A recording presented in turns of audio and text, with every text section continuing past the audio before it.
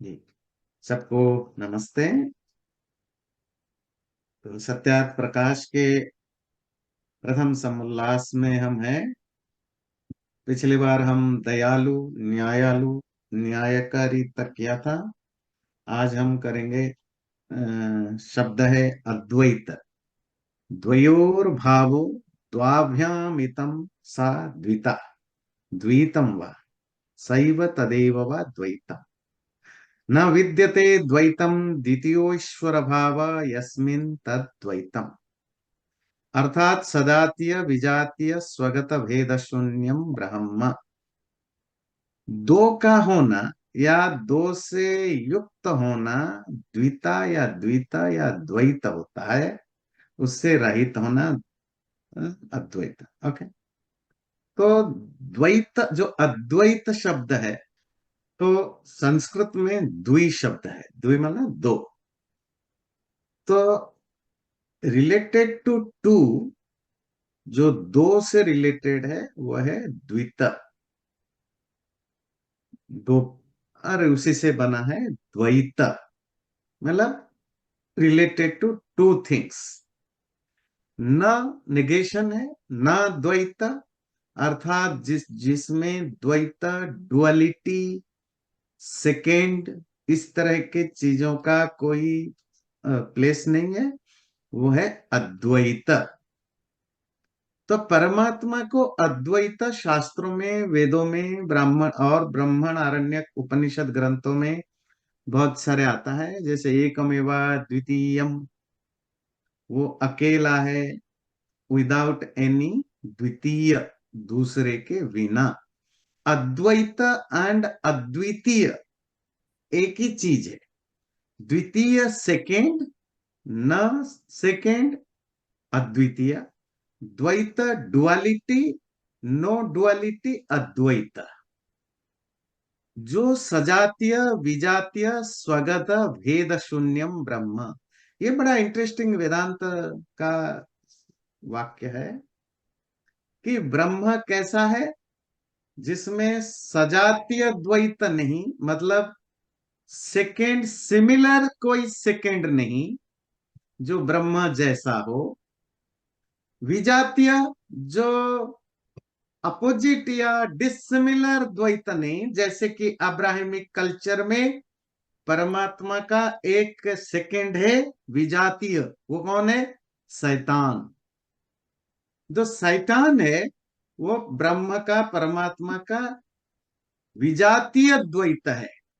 तो ये हीरो और विलियन की कंसेप्ट आया क्योंकि अब्राहमिक कल्चर में एक गॉड होता है, कि एंटी गॉड होता है, और वो एंटी गॉड भी equal to similar to God होता है। बस उसकी कैरेक्टरिस्टिक जस्ट अपोजिट है।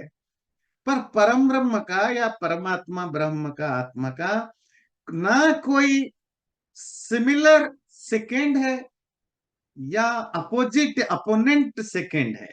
सजातीय विजातीय और स्वगत भेद शून्य।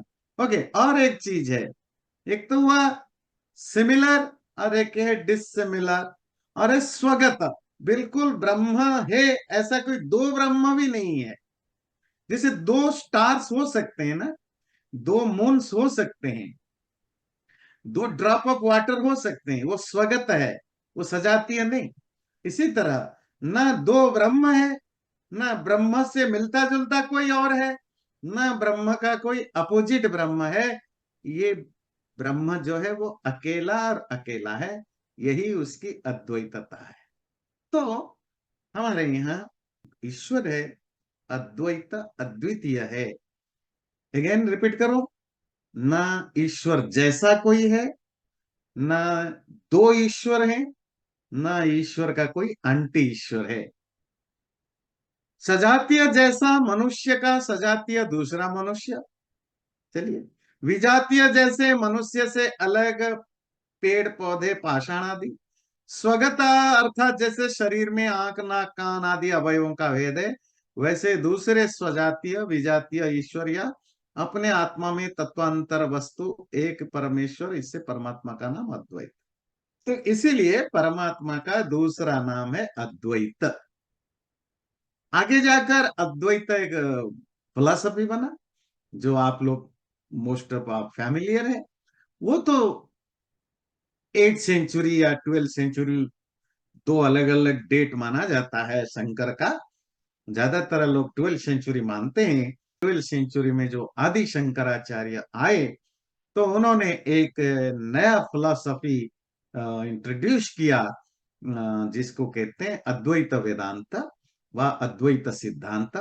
और उस इंट्रोडक्शन, अपने फिलॉसफी को एस्टैब्लिश करने के लिए उन्होंने उपनिषद, वेदांत और गीता का इंटरप्रिटेशन को चेंज किया। और वो उसी, तब से एक नई philosophy, school of thought develop हुआ, जिसको अद्वैत कहते हैं। और उसका अर्थ ब्रह्मा एक है, इस सेंस में वो अद्वैत वहां नहीं है, ध्यान रखिएगा। जो शंकर का जो अद्वैत फिलॉसफी है कि ब्रह्म या परमात्मा एक है, ये बात कहने के लिए नहीं है। पता है ना? आप में से कोई बता सकते हैं क्या है अद्वैत फिलॉसफी का बेसिक चीजें? तो अनम्यूट करके बता सकते हैं।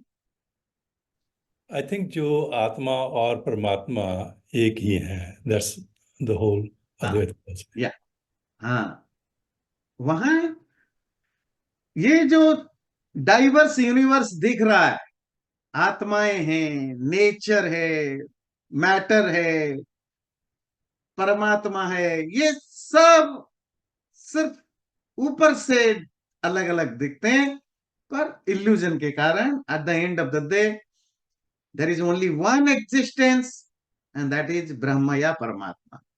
बाकी चीजों का एग्जिस्टेंस ही नहीं है, ना जड़ है, ना चेतन है, ना जीवात्माएं हैं, ना पेड़ पौधे हैं, ना सूरज चांद है, कुछ भी नहीं है। तो वो एक बिल्कुल अलग तरह की अद्वैत की कंसेप्ट है। वो एक फिलॉसफी है। पर जो उपनिषद आदि में जो अद्वैत शब्द मिलता है, वो ब्रह्म की एक एडजेक्टिव है परमात्मा की। वो परमात्मा जिसका कोई सेकेंड नहीं है, एक ही परमात्मा। शंकर ने अद्वैत का जो यूज किया कि परमात्मा के अलावा there is no second thing except Brahm, second thing. तो परमात्मा के अलावा और कोई चीज एग्जिस्ट ही नहीं करता। पर जो वैदिक या उपनिषदों में जो अद्वैत शब्द यूज हुआ, उसका सिर्फ था कि परमात्मा दो नहीं है, या परमात्मा जैसा दो नहीं है। आत्माएं हैं, जड़ तत्व हैं, पर वो परमात्मा नहीं है। बात क्लियर हुई? जो शंकर का अद्वैत फिलोसफी और जो रियल अद्वैत शब्द जो है, ये दोनों में जो अब आता है कि निर्गुण। निर्गुण, ये सगुण निर्गुण की बड़ी चर्चा चलती है ना? निर्गुण भक्ति, सगुण भक्ति, दी कबीर तो निर्गुण भक्ति हैं, और तुलसीदास, रईदास, ये सब सगुण भक्ति। ये सब चीजें मिडिएवल एज तो नहीं कहेंगे, मॉडर्न मिडिएवल एज में, अर्थात 14th 15th 16th सेंचुरी में ये कंसेप्ट पैदा हुआ। ध्यान रखिए, सगुण और निर्गुण कंसेप्ट। निर्गुण का नॉर्मली जो आम मीनिंग है कि निराकार, ऐसा भगवान जिसका कोई फॉर्म नहीं। सगुण से ऐसा जो पब्लिक मीनिंग लिया गया पब्लिक में, कि जिसका एक आकार है। ये बहस क्यों छिड़ी, ये टॉपिक को उठाने की जरूरत क्यों पड़ी 14th and 15th सेंचुरी में? उससे पहले इस पर चर्चा नहीं थी, क्योंकि वैष्णव धर्म धीरे धीरे प्रोमोटेड होने लगा और उसकी पॉपुलैरिटी बढ़ी। बहुत सारे जो विष्णु के अलग अलग अवतारों को, खास करके कृष्ण और राम को भगवान के रूप में एस्टैब्लिश करने के लिए जो एफर्ट्स किए गए, तो उस एफर्ट्स में एक प्रॉब्लम आया। अगर इस तरह के विष्णु, कृष्ण और राम दूसरे जो इंसान है इनको अगर हम भगवान के रूप में मानने लगते हैं, तो जो हमारी परंपरा है, जो जिस ट्रेडिशन को हम बिलोंग करते हैं, वेद, ब्राह्मण, आरण्यक, उपनिषद, दर्शन शास्त्र, धर्म शास्त्र, वहां तो ये इस तरह का कोई रेफरेंस नहीं है। वहां तो परमात्मा एक ही है, सर्वव्यापक है। वहां ना अवतार का कोई कॉन्सेप्ट है, ना सगुण निर्गुण का कोई कॉन्सेप्ट है। इस तरह के विचार ही नहीं है। परमात्मा है तो एक ही है, सच्चिदानंद स्वरूप है, वगैरह वगैरह। जब इस तरह की चीजें आने लगे, तो उसको जस्टिफाई करने के लिए दूसरे लिटरेचर लिखे गए। क्या लिखे गए? ये बात बताने के लिए कि वो परमात्मा निराकार तो है। ध्यान रखिए, हर वो मूर्ति पूजा करने वाला, अवतार को मानने वाला, ये नहीं कहता है कि परमात्मा निराकार नहीं है। हर कोई मानता है कि परमात्मा निराकार है। क्यों? निराकार जिस दिन मानना बंद कर देंगे, तो वो हिंदू नाम की, वो तो हिंदू बचेंगे ही नहीं। फिर आप वेद को डिनाय कर रहे हो, उपनिषदों को डिनाय कर रहे हो, आप गीता को भी डिनाय कर रहे हो, आप धर्मशास्त्रों को डिनाय कर, फिर आप तो फिर एक नए रिलीजन में आप अब तो कुछ नया ही बन जाओगे। इसीलिए कोई भी अवतारवादी, कोई भी मूर्ति पूजा वाला, कोई भी राम और कृष्ण को भगवान बना के पूजने वाला, ये नहीं कहता है कि भगवान निराकार नहीं है। निराकार भी है और साकार भी है।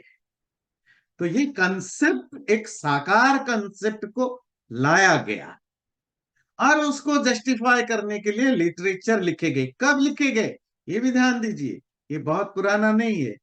14th सेंचुरी से स्टार्ट होता है इस तरह की जर्नी, जिसमें नॉर्थ इंडिया में तुलसीदास, रईदास और भी बहुत सारे ऐसे पैदा होते हैं जो भक्ति मूवमेंट को के आचार्य हैं। इसी तरह उधर दक्षिण में रामानुजाचार्य, वल्लभाचार्य आदि होते हैं। इधर ईस्ट में चैतन्य आदि लोग होते हैं। मैं वेस्ट का नहीं कह सकता। हो सकता है रूपा जी को पता हो कि महाराष्ट्र, गुजरात में जो वैष्णव या शैव ट्रेडिशन के आचार्य, उनकी टाइम पीरियड क्या है, जो भक्ति मूवमेंट क्या है। तो वो मोस्टली वही 13, 14, 15, 16 सेंचुरी का टाइम पीरियड है, जहां भक्ति मूवमेंट स्टार्ट होता है। और भक्ति मूवमेंट में जहां आप विष्णु को, शिव को, गणेश को भगवान मानते हो, फिर अवतार थोड़ा और बाद में आता है कृष्ण राम वगैरह का, तो वहीं से शुरू होता है।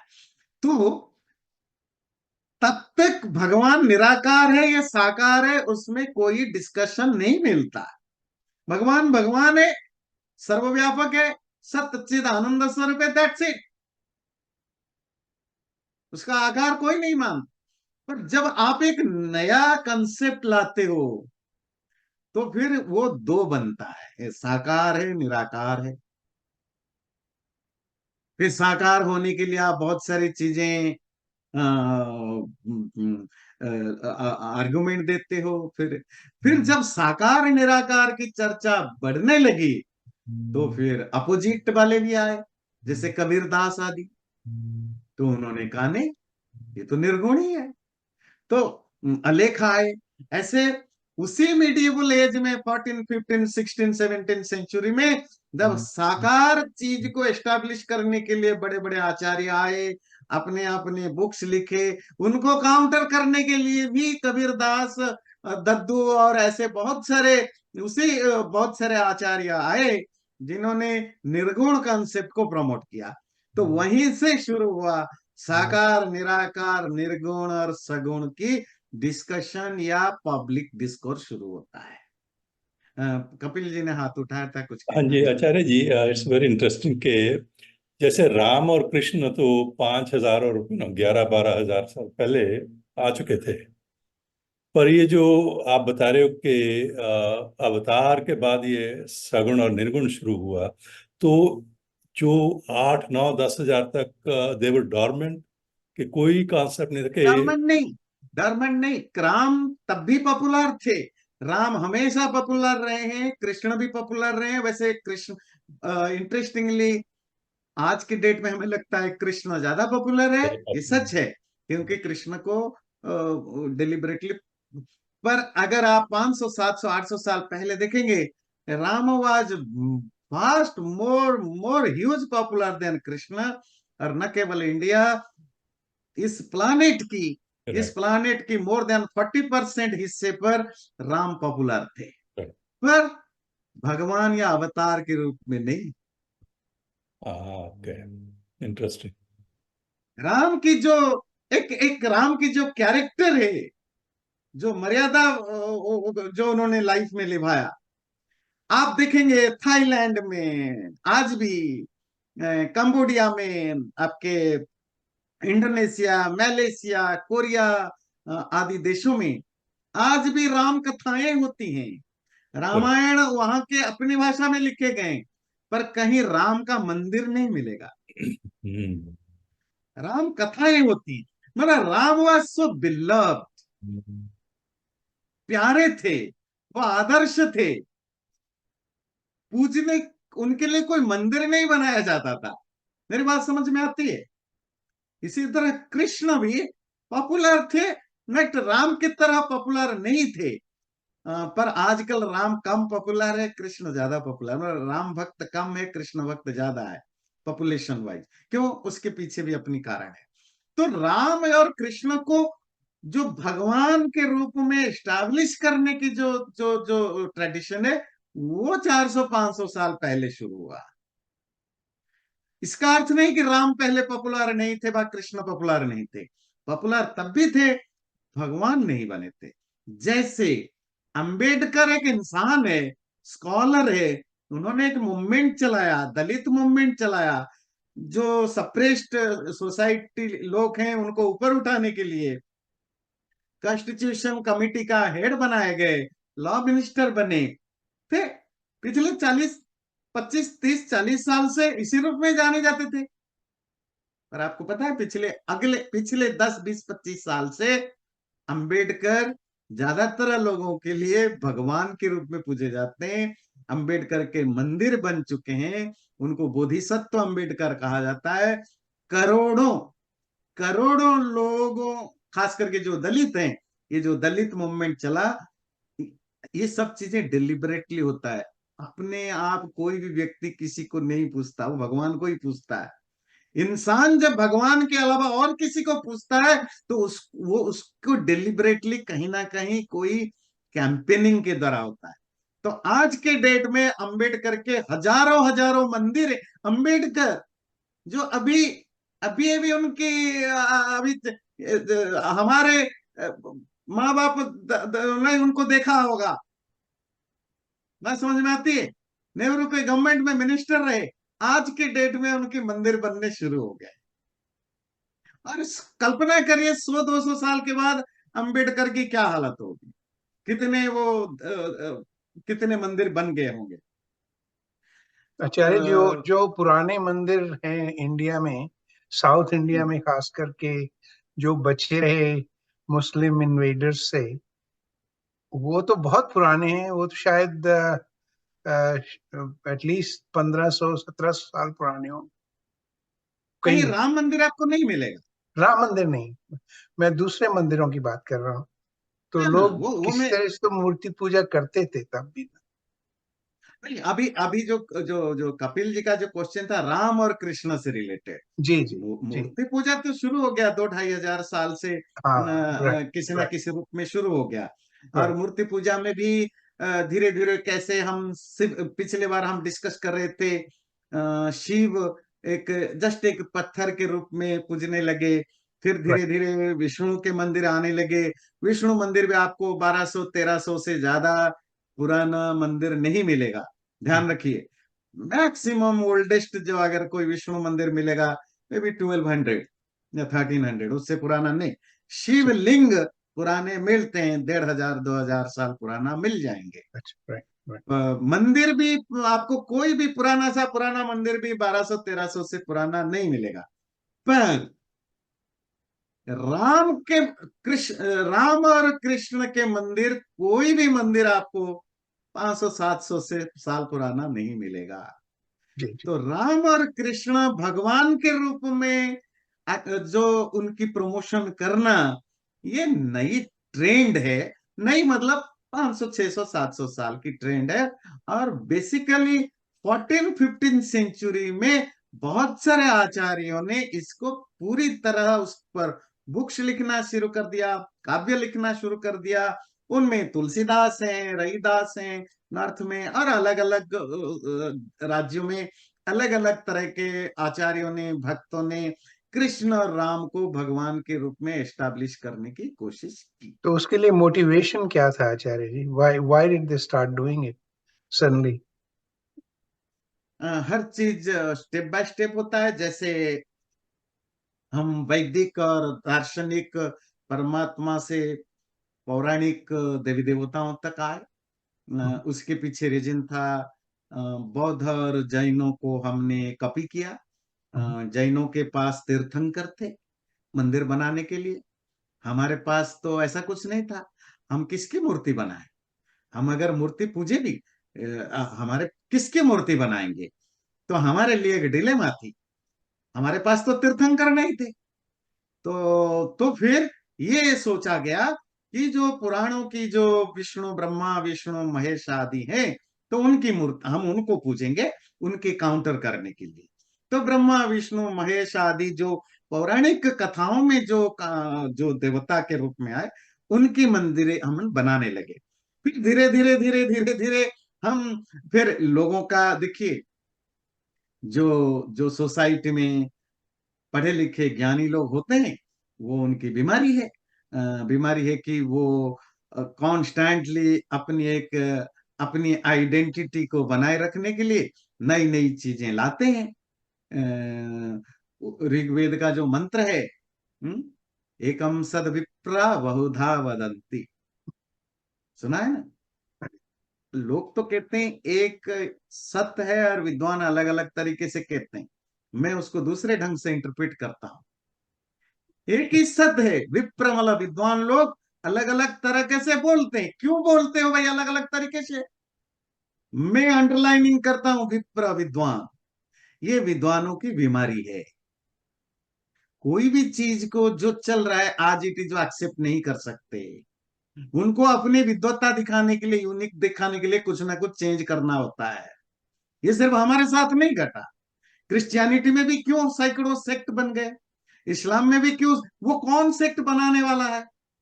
वही जो अपने आप को ज्ञानी विद्वान समझता है। वो कुछ ना कुछ उसमें चेंज थोड़ा सा कर लेता है, करके कहता है देखो ये मेरा, ये अलग सेक्ट बन गया।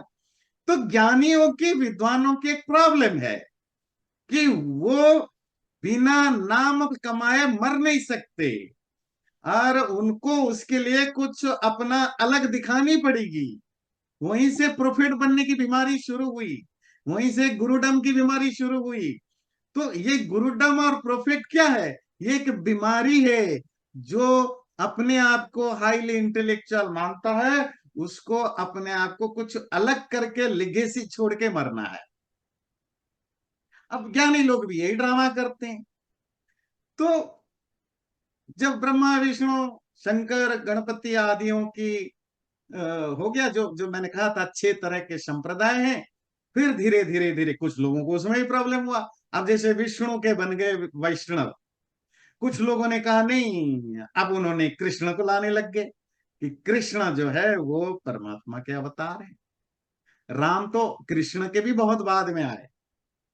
तो धीरे धीरे कृष्ण को स्थापित। फिर दूसरे ने कहा नहीं, हम तो कृष्ण को नहीं मानते, हमारे लिए तो राम विष्णु के अवतार माने जाएंगे। फिर राम की चली। अभी 50-60 साल से देखिए, अब राम भी पीछे चले गए। अब कौन आ गया? राम का भक्त हनुमान। अब गली गली में हनुमान मंदिर बन गए, बजरंगबली। कौन सा 100 साल पहले, 200 साल पहले कहाँ आपको हनुमान मंदिर मिलते थे? आज गली गली में हनुमान मंदिर मिल गए। कौन लाता है? तो कोई ना कोई पीछे बदमाशी करता है। वो फिर उसकी अपनी मार्केटिंग की तरीका है। 10-20-100 लोग मिल जाते हैं, फिर धीरे धीरे धीरे धीरे उसको प्रमोट किया जाता है, बन जाता है, पॉपुलैरिटी बढ़ जाती है। ऐसा नहीं कि हमारे यहाँ होता है, ये क्रिश्चियनिटी में भी है, इस्लाम में भी है, बुद्धिज्म में भी है, जैनिज्म में भी, हिंदू में भी है, सिखिज्म में भी, सब जगह। आप देखिए पंजाब की क्या हालत है। अब सिख धर्म बना, चलिए नानक आए, उनका 10 गुरु बने। फिर ये आपके निरंकारी क्या है, ये सच्चा सौदा क्या है, वो राधा स्वामी क्या है, विप्रा बहुधा विप्रों की बीमारी है, वो अलग करके नहीं बोलेंगे तो उनकी दुकान चलेगी नहीं, थोड़ा सा ट्विस्ट करेंगे, ये श्याम खाटू कौन है, सब ये चलता रहेगा। मतलब ऐसा नहीं कि हम हनुमान तक टिकेंगे, हम और भी नीचे जाएंगे, सिखों में भी और नीचे जाएंगे, क्रिश्चियनिटी में भी और नीचे जाएंगे, सेक्ट में सेक्ट होते हैं, क्यों? जो भी थोड़ा बहुत पढ़ लिख गया उसको अपना दुकानदारी चलानी है। जैसे वो हरियाणा में एक पकड़ा गया, जेल में है, क्या नाम है, सच्चा जो सौदा दूध वाला। से नहाता था, हाँ। उस दूध से खीर बनता था, राम, क्या मैं उसका नाम कुछ क्या है, आपको याद है भूषण जी, क्या नाम है जो, नहीं, मुझे नाम याद नहीं आ रहा, पर अभी तो वो जेल में है। सच्चा राम सौदा रहीम। नहीं था उसके, उसका नाम? राम सच्चा रहीम। सौदा, सच्चा सौदा तो अलग है, वो तो पंजाबी पंजाबी है, वो तो राम रहीम है, वो अलग हाँ, है। Ram Rahim, right right. राम रहीम है, नहीं राम मैं बात रहीम। कर रहा हूँ उसकी जो ये एक दूसरा है, वो कबीर पंथी है जो अभी, अब वो जेल में है, वो भी जेल में ही है, वो भी हरियाणा का। तो वो क्या है, वो कबीर, कबीर एक पैदा हुए निर्गुण, और कबीर को लोगों ने भगवान बनाया, आपको पता है कि नहीं? कबीर के हजारों मंदिर बन गए। अब कबीर पंथियों में भी 4-5 सेक्ट हो गए, उसमें से ये जो मैं कह रहा हूँ राम स्वरूप या जो भी, वो जो जेल में, वो भी एक सेक्ट का था। तो सेक्ट में भी सेक्ट होते हैं, क्यों होते हैं? बीमारी का कारण है। तो अब ये कहना ठीक रहेगा कि जो शिव मंदिर जो हैं वो हमें दिए जैनिज्म ने, मीन्स जैनिज्म के कारण हमें वो लाने पड़े, और कृष्ण राम के जो मंदिर बने वो बने अवतार के कारण। Is that correct? हाँ, नहीं उसको मैं थोड़ा करेक्ट करूं, शिव पूजा जैन और बुद्धिस्ट से भी पहले ओह। शिव के रूप में तो नहीं, लिंग पूजा के रूप में कुछ हमें आर्कियोलॉजिकल एविडेंसेस मिलते हैं, जैसे हड़प्पा में, मोहनजोदड़ो में हम मिलते हैं। कोई प्रूफ नहीं कि वो शिव है, पर शिवलिंग जैसा दिखता है। तो हिस्टोरियन ने उसको डिस्क्राइब किया कि ये यहाँ शिवलिंग की पूजा होती थी। तो शिवलिंग नट आज शिव या शिव पार्वती नहीं, शिव की पूजा थोड़ी पुरानी है, सबसे पुरानी है। मे बी इट्स जैन और बुद्धिस्ट टाइम में शुरू हुआ, या प्री बुद्धिस्ट है या पोस्ट बुद्धिस्ट है। जैन बुद्ध तो सेम पीरियड है ना, 6 सेंचुरी बीसी, है ना, 5 सेंचुरी बीसी बुद्ध और महावीर दोनों आए। तो महाभारत रामायण में हमें कोई शिव पूजा वगैरह का रेफरेंस नहीं मिलता, मैक्सिमम कोई शिव पूजा का नहीं मिलता। ये जो ड्रामा कर रहे हैं आजकल कि राम ने शिव की पूजा वहां रामेश्वरम में की थी, वो वाल्मीकि रामायण में कहीं भी नहीं, ये झूठ है, ये प्रोपागंडा है। अब जो आपने कहा मैं इसको करेक्ट करूं, जैन और बुद्धिस्ट के इन्फ्लुएंस से हमने पौराणिक देवताओं को पूजना शुरू किया, मंदिर बनाना शुरू किया। उसमें ब्रह्मा, विष्णु, शिव, गणेश, सूर्य आदि आदि देवताएं, और कृष्ण और राम को अवतार के रूप में विष्णु के लाने का टाइम पीरियड 12-13 से स्टार्ट होते होते थे 14 सेंचुरी में, 14-15 सेंचुरी में पॉपुलैरिटी बढ़ी। और ये वैष्णवों में राम और कृष्ण है, पर ऐसे जो ओल्डेस्ट पुराण हमें मिलते हैं, मार्कंडेय पुराण वगैरह, वो हमें 9th 8th 9th सेंचुरी मिलते हैं। धन्यवाद। एक को आप नाम पूछ रहे थे ना, उसका नाम है रामपाल सिंह जतिन, जो जेल में है। हाँ हाँ, रामपाल बाबा, हाँ बाबा हाँ, रामपाल, रामपाल। ठीक है उसका ठीक। लास्ट नेम जतिन है एक्चुअली। हाँ, या वह बाबा के रूप में फेमस है। Right right right. तो जो कपिल जी का प्रश्न है, तो पौराणिक देवी देवताओं का मंदिर बनना शुरू हुआ, जिसमें स्पेशली ब्रह्मा, विष्णु, शिव, गणेश, सूर्य, कार्तिकेय आदि की 6 संप्रदाय, वो हमने ब्रह्मा और बौद्ध और जैन संप्रदायों से इन्फ्लुएंस्ड होकर के स्टार्ट किया। उन्होंने तीर्थंकरों को अपनाया, हमने पौराणिक देवी देवताओं को ले लिया। बाद में रामकृष्ण आते आते 12वीं सेंचुरी से ये आइडिया आया कि राम और कृष्ण को अवतार के रूप में प्रमोट किया जाए। सबसे ज्यादा कृष्ण के ऊपर काम हुआ, बहुत धीरे धीरे राम को भी आ गए। भाई तो वे जो अवतार का कॉन्सेप्ट है, सबसे पहले हमें अवतार कॉन्सेप्ट बौद्ध धर्म में मिलता है, जो 6, 7, 8, 9 सेंचुरी तक डेवलप हुआ था, जिसमें बुद्ध के, ध्यान रखिए, बुद्ध के अवतार बताए गए कि वो पिछले जन्म में हाथी थे, उससे पिछले जन्म में बिल्ली थे, उससे पिछले जन्म में ये थे। इस जिसको जातक कथाएं कहते हैं, उसमें बुद्ध के सैकड़ों पूर्व जन्म की कथाएं बताई गई, पूर्व जन्म की कथाएं। और कहा गया कि ये बुद्ध अलग अलग पीरियड में अलग अलग तरीके से जन्म लिए हैं, और ये लास्ट उनका बुद्ध जन्म के रूप में आए।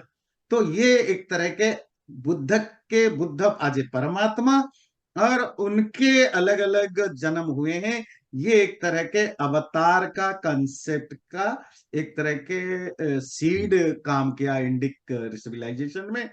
फिर बाद में हिंदू धर्म में ये बहुत बाद में हमने अडॉप्ट किया। जो पौराणिक देवी देवताएं हैं, उनके अवतार के लिए परमात्मा के, अच्छा बड़े इंटरेस्टिंगली ध्यान रखिए, जितने भी अवतार के हम मानते हैं, कोई भी परमात्मा का अवतार नहीं है,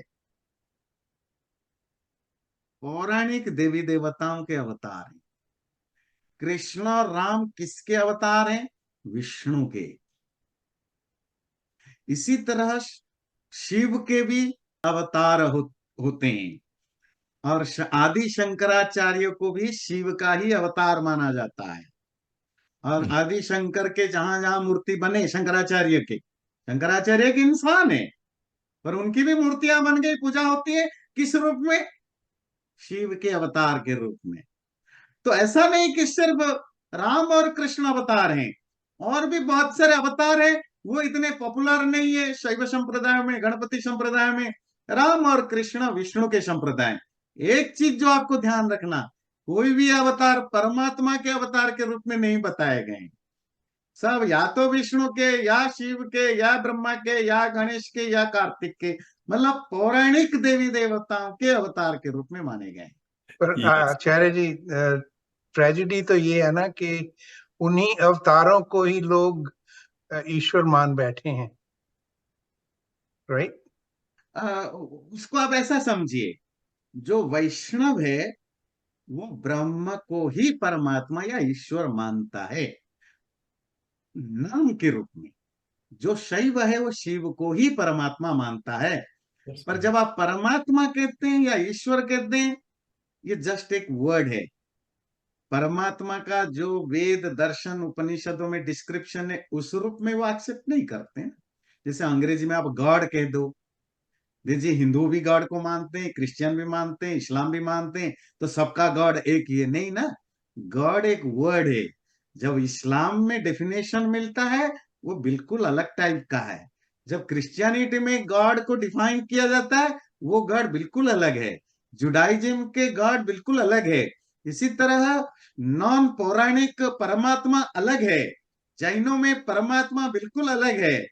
वैष्णव और शैव आदियों में परमात्मा का डेफिनेशन बिल्कुल अलग है, वो समझना पड़ेगा। पर आप मेरा मतलब कहने का ये था कि जैसे आप हिंदू वर्शिप सोसाइटी में चले जाएं, तो जो भी पूजा होती है, जो भी मतलब प्रार्थनाएं होती हैं, वो उन मूर्तियों को देख के ही सब समझा जाता है कि भगवान यही है।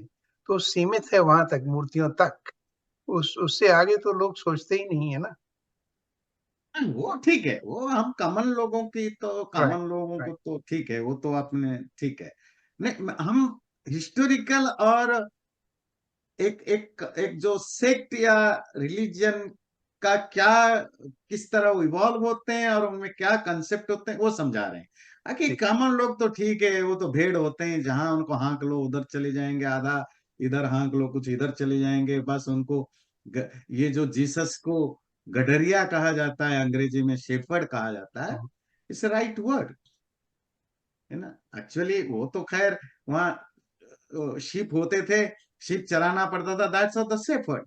पर actually all the religious leaders are shepherds, human beings are just sheep. उनको हाँकना होता है, जो जहां हाँक ले उधर चले जाएंगे, जो जिस मालिक के पीछे साथ लग गया, जिस बाबा के पास, वो उसका भेड़ा बन गया। तो आम आदमी की क्या कहेंगे बेचारे, वो तो ठीक है, वो तो जहां भी हाँके जाएंगे उधर चले जाएंगे, जिसकी जय जयकारा करो उसकी जय जयकारा कर देंगे। तो उनको क्या है, उनको तो अपनी रोजी रोटी और बच्चे संभालना होता है, जो भी भगवान ठीक मिल जाए तो ठीक है। दैट रिमाइंड मी के जो साईं बाबा थे उनको भी शिव अवतार कहते थे। और अभी राइट। जो दिल्ली में ये गुरु जी हैं बड़े पॉपुलर हो रहे हैं, उनको भी कहते हैं शिव अवतार, क्योंकि वो शिव जी की पूजा खुद करते थे। हम्म हम्म हम्म हम्म बिल्कुल। शिरडी साई बाबा भी शिव के ही अवतार माने जाते हैं, न कि विष्णु के अवतार, ध्यान रखिए। राइट। तो सिर्फ वो ब्रह्मा तो है। के कोई अवतार नहीं है ना गुरु जी, शैलजा जी? हाँ, क्योंकि पुराणों में ब्रह्मा के बारे में काफी नेगेटिव स्टोरियां भी आई। तो शुरू शुरू में तो कुछ ब्रह्मा के मंदिर बने थे, पर वो जैसे जैसे आपको पता है, हर 150 साल के बाद बहुत सारे, जिसको कहते हैं नैरेटिव, आजकल जैसे ना पॉलिटिकल नैरेटिव्स बनती हैं, तो रिलीजियस नैरेटिव्स तो बनते रहते हैं ना। तो इसी हम्म। तरह ब्रह्मा के खिलाफ पॉलिट नैरेटिव बनी। तो ब्रह्मा रिलीजियस स्पेक्ट्रम से हटा दिए गए, वो लिमिटेड बॉर्डर के साथ, ना, वो मायावती की तरह बिल्कुल एक लिमिटेड जगह पर रह गए, उनकी ज्यादा कुछ चली नहीं। इट्स ऑल अबाउट नैरेटिव, ध्यान रखिए। जैसे अ, भारत में नैरेटिव, अमेरिका में भी आपकी रिपब्लिकन डेमोक्रेटिक लेफ्टिस्ट नैरेटिव चलती है ना। Political spectrum is all about setting the narrative, narrative के हिसाब से लोग वोट देते हैं। हाँ जी, वो इसी स्टोरी। तरह भारत में भी पिछले 1000, 1200, 1500 साल से हमने भगवानों की नैरेटिव चलाई। ये शिरडी साई बाबा एक नैरेटिव एस्टेब्लिश किया गया। ब्रह्मा पूजने लायक नहीं है, एक नैरेटिव बनाया गया। कृष्ण भगवान अवतार है, एक नैरेटिव चलाया गया। हनुमान भगवान बन गए, ये नया नैरेटिव है।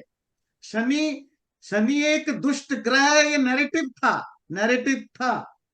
शनि अब भगवान बन चुके, ये नई नैरेटिव है। शनि अब दुष्ट ग्रह नहीं रहे, अब वो भगवान बन चुके हैं। शनि के मंदिर, मुंबई का सबसे फेमस मंदिर शनि मंदिर, शनिवाड़ा बन गया सिद्ध विनायक के बाद, सिद्धि विनायक के बाद। आज से 50 साल पहले कोई शनि को पूछता नहीं था। शनि के लिए ज्योतिषी के पास जाते थे, वो बोलता था शनि खराब है, जाओ शिव को पूजो, उसको पूजो, उसको पूजो। अब शनि के खुद के मंदिर बनने लग गए। तो ये नैरेटिव एस्टेब्लिश किए जाते हैं। महाभारत घर में नहीं रखना, ये नैरेटिव बनाया गया। भागवत वेद से ऊंचा है, ये नैरेटिव बनाया गया। ब्रह्मा पापी है, ये नैरेटिव बनाया गया। शिव भांग खाते हैं, गंजा खाते हैं, इसीलिए उनको कम पूजो, ये नैरेटिव बनाया गया। ये सब नैरेटिव बनाए जाते हैं। हिंदुस्तान में तो रिलीजियस नैरेटिव भी बनाए जाते हैं, उसके बेस पर कोई भगवान आउट हो जाएगा, नया भगवान जगह ले लेगा। मेरा एक क्वेश्चन था आचार्य जी कि वो जो बस। आप लिंग के लिए बोल रहे थे कि लिंग अ, मतलब शिवलिंग और ये सब पहले है, तो वो जो मक्का में जो है वहां भी तो लिंग है, तो वो क्या? हाँ, मक्का में ऐसा है कि इसको ऐसा देखिए, pre Islamic pre Christian era में पूरे दुनिया में पत्थरों की पूजा होती थी, देवी देवताओं की। जो पैगन कल्चर रहा यूरोप में, आप जानते हैं, ग्रीक रोमन कल्चर।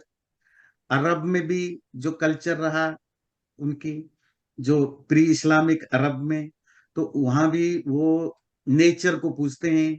आपने थोड़ी बहुत माइथोलॉजी तो सुनी होगी, ग्रीक माइथोलॉजी वगैरह, तो उनकी मूर्तियां बना के पूजना।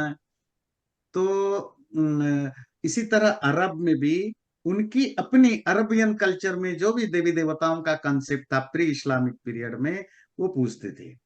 और जो जो मक्का का जो काले रंग का पत्थर है, वो भी एक तरह का किसी देवी का या देवता का ही एक रिप्रेजेंटेटिव रूप में पत्थर था। वो रियली शिवलिंग है नहीं है, ये क्वेश्चनेबल है, क्योंकि वो तो अंदर कोई जा नहीं पाता। या वो पत्थर है, अब पत्थर सीधा सा है, खड़ा सा है, तो शिवलिंग भी आप कह सकते हैं, नहीं भी कह सकते हैं, दैट्स ए डिफरेंट थिंग। अरब में उस समय हिंदू माइथोलॉजी की था नहीं था, मेरे नजर से नहीं। अरब की अपनी एक जो लोकल रिलीजन जो भी था उस समय की प्री इस्लामिक रिलीजन था, उसमें भी मूर्ति पूजा का जो दो सेंस के, एक मूर्ति होता है पत्थर को आप कुरेद के एक पर्टिकुलर देवी देवता की तरह, जैसे राम की मूर्ति बनी, वो एक मूर्ति अलग है। दूसरा है किसी भी पत्थर को रख दिया और उसको भगवान मान के, जैसे आदिवासियों में आज भी होता है, किसी भी ट्राइबल एरिया में, तो एक पत्थर को रख देते हैं पेड़ के नीचे और ये कहते हैं ये हमारी इष्ट देवता है। तो इस तरह के दुनिया में हमेशा से रहा है, आज भी है। अफ्रीकन कंट्रीज में, इंडिया में बहुत सारे ट्राइबल में, अरब भी एक ट्राइबल एरिया था, तो वहां भी इस तरह के कल्चर रहा है, पत्थरों को अपने भगवान की तरह उस मान के पूजने की। तो काबा में जो है वो एक काला पत्थर है, वो शिवलिंग है नहीं है, ये अपने अपने इंटरप्रिटेशन है। आचार्य जी, अभी कुछ महीने पहले हमारा बेटा पेरू गया था, साउथ अमेरिका। तो he went to a yoga retreat somewhere in the remote areas of Peru. So he found a temple which had what they call is monkey god temple. तो उसमें जो central figure जिसको पूजते हैं वो लोग, it is like a Hanuman ji. So he said के I found a Hanuman temple there. They only call it monkey god. That's not it. Nice. So you're right. बिल्कुल सब जगह पूजा जो है वो पत्थरों की ही होती थी। अब उनको अलग अलग शेप या उनको अलग अलग इमेजिनेशन करके लोग अपनी कहानियां बना लेते हैं। ये एक ट्राइबल कल्चर रहा है, ये एक नेटिव वे ऑफ वर्शिपिंग हमेशा से रहा है। और जो सनातन हिंदू धर्म है वो एक सिविलाइज्ड, एक कल्चर्ड, एक इंटेलेक्चुअल रिलीजन के रूप में इवॉल्व हुआ था। पर बाद में हम उस इवोल्यूशन के फिर फॉल डाउन किया, हिंदू फिर दोबारा वापस उसी नेटिव कल्चर को अपनाने लग गया, जिसको आप पत्थर पूजा या मूर्ति पूजा कहते हैं। नहीं तो ये ट्रेडिशन हमेशा से रहा है, हर ट्राइबल एरिया में नेटिव लोग इसी तरह ही पूजते हैं। पत्थर पूजना is not a new thing, इससे ये हमेशा से रहा है। मतलब सृष्टि जब से हुई, जो ट्राइबल लोग होते हैं वो हमेशा पत्थर या पेड़ को अपना भगवान मान के या किसी देवी देवता के रूप में पूजते हैं, ऐसे कॉमन थिंग। चैनल को सब्सक्राइब जरूर करें और वीडियो अच्छा लगे लाइक भी जरूर करें।